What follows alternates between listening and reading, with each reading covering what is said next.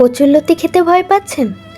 আজকে দেখুন এমন রেসিপি, একদমই গলা চুলকাবে না। আসসালামু আলাইকুম এভরিওয়ান, সকলে কেমন আছেন? আশা করি সকলে ভালোই আছেন। আমিও আলহামদুলিল্লাহ ভালো আছি। আজকে আপনাদের মাঝে হাজির হলাম ইউনিক একটা রেসিপি নিয়ে। আর এটা একটা রিকোয়েস্টের ভিডিও ছিল। আমার একটা বন্ধু তাহিরা আপু, সে আমাকে কমেন্ট করে বলেছে যে আপু কচুরলতিতে গলা চুলকোয়, তো এটা নিয়ে একটা ভিডিও বানাবে। তো আমি শুধু তাহিরা আপুর জন্য না, আরও যেসব আপুরা বা ভাইয়েরা যারাই এই বিষয়টি সম্পর্কে নতুন, তাদের জন্য আজকের ভিডিও। যারা এখনও এই বিষয়টি জানেন না, তারা ভিডিওটি শেষ পর্যন্ত দেখুন। আজকে থাকছে অনেক টিপস অ্যান্ড ট্রিক্স। প্রথমে আমি লতিটাকে কুটে ধুয়ে পরিষ্কার করে নিয়েছি। এবারে আমি লতিটাকে একটা শুকনা খোলায় টেলে নেব, আর সামান্য একটু লবণ দিয়ে চুলার জালটা হাই হিটে রেখে লতিটাকে টেলে নেব।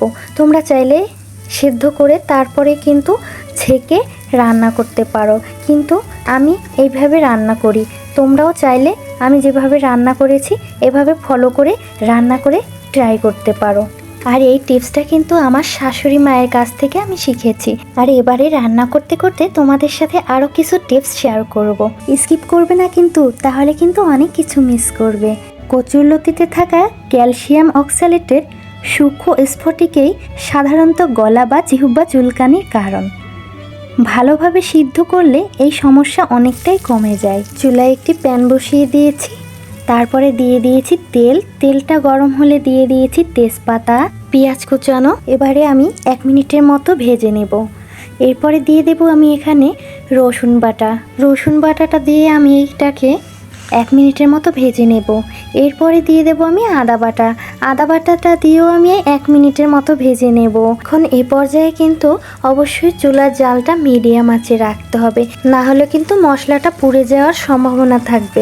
জানো তো বন্ধুরা, গ্রামে দাদি নানিদের আমি কিভাবে কচুরলতি রান্না করতে দেখেছি। রান্নায় টক উপাদান যেমন তেঁতুল, লেবুর রস, চালতা, আমের ফলসি দিয়ে আমার দাদিকে তো অনেকবারই কচুরলতি, কচুর শাক রান্না করতে দেখেছি। রান্নায় এসব টক উপাদান ব্যবহার করলে অনেকের মতে চুলকানি কমে যায়। বন্ধুরা, তোমরা যারা ভিডিওটি দেখতে দেখতে এই পর্যন্ত চলে এসেছো কিন্তু এখনও পর্যন্ত একটি লাইক দাওনি, প্লিজ একটি লাইক দিয়ে ভিডিওটি কন্টিনিউ করবে। তোমাদের একটি মূল্যবান লাইক আমার ভিডিওটি অনেকের কাছে পৌঁছে দেবে। বন্ধুরা, আমি কিন্তু সামান্য একটু মরিচের গুঁড়ো দিয়েছি কালারের জন্য, আর হচ্ছে জিরা ধনিয়ার গুঁড়ো দিয়ে আমি মশলাটাকে খুব ভালোভাবে কষিয়ে নিয়েছি। এবারে আমি দিয়ে দেব কাঁঠালের বিচি কুচানো। তো আমি কিভাবে কুচিয়েছি দেখতেই পাচ্ছ। সব তো আর বলে বোঝানো যায় না, কিছুটা দেখেও বুঝে নিতে হবে বন্ধুরা আমি কিন্তু এখানে গরম মশলার গুঁড়োও দিয়েছিলাম, তো এটা তোমাদেরকে বলতে ভুলে গিয়েছি।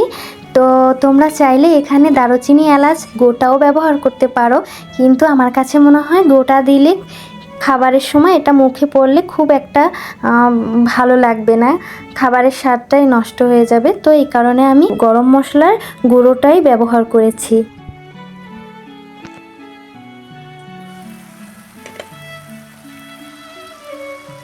এবারে ঢাকনাটা উঠিয়ে আমি দিয়ে দেব কিছু কাঁচামরিচ কোচানো। এখানে আমি 6টা কাঁচামরিচ দিয়েছি। আর ভালোভাবে নেড়েচেড়ে দিতে হবে মশলাটা যাতে পুড়ে না যায়। তো ভালোভাবে কিন্তু কাঁঠালের বিচিটা মশলার সাথে কষিয়ে নিতে হবে।